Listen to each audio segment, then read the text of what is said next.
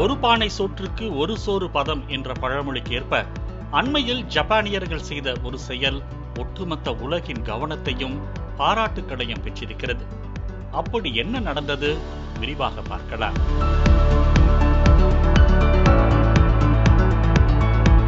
தொழில்நுட்பத்தில் சிறந்து விளங்குபவர்களாக ஜப்பானியர்கள் இருந்து வருகின்றனர். அவர்களின் கண்டுபிடிப்புகள் ஒவ்வொன்றும் உலக நாடுகள் வியக்கும் அளவிற்கு இருக்கும். தற்போது தொழில்நுட்பத்தில் மட்டுமல்ல, அவர்கள் நேர்மைக்கும் சிறந்த உதாரணமாக பார்க்கப்படுகின்றனர். ஜப்பான் நாட்டில் உள்ள சுங்கச்சாவடிகள் அனைத்தும் அதிநவீன மின்னணு சாதன முறையில் செயல்பட்டு வருகின்றன. ETC எனப்படும் ஒரு ஸ்மார்ட் கார்டை பயன்படுத்தி வாகன ஓட்டுநர்கள் சுங்கச்சாவடிகளில் பணத்தை செலுத்துகின்றனர். இதனால் சுங்கச்சாவடிக்குள் வரும் வாகனங்கள் நீண்ட தூரம் காத்திருக்க வேண்டிய அவசியமில்லை.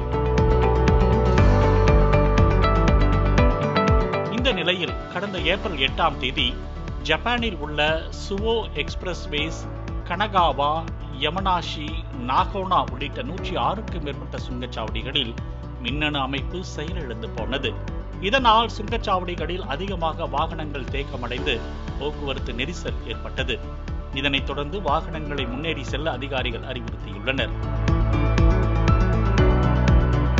சுமார் 38 மணி நேரமாக இந்த மின்னணு அமைப்பானது செயலிழப்பிலேயே இருந்துள்ளது.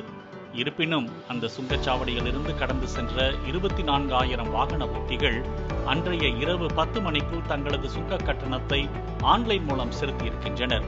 அதைத் தொடர்ந்து அடுத்த நாளும் சில வாகன ஓட்டிகள் தங்களது சுங்க கட்டணத்தை ஆன்லைனில் செலுத்தியிருக்கின்றனர்.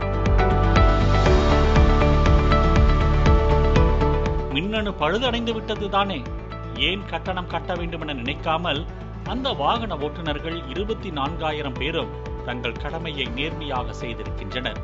அதைத் தொடர்ந்து கடந்த மே மாதம் ETC அமைப்பானது பணம் செலுத்தியவர்களுக்கு திரும்பி அளித்தது மட்டுமின்றி அவர்களின் நேர்மையை பாராட்டும் வகையில் சில சலுகைகளும் வழங்கியிருக்கிறது.